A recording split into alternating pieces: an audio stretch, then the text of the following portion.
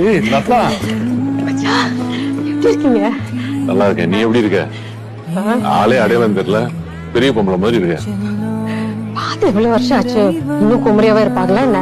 சரி, நீ எப்படி இருக்க அத சொல்லு. அதான் இருக்கேன், பார்த்துட்டு தானே இருக்கேன். பேசாம அவனையே கல்யாணம் பண்ணிருக்கேன்.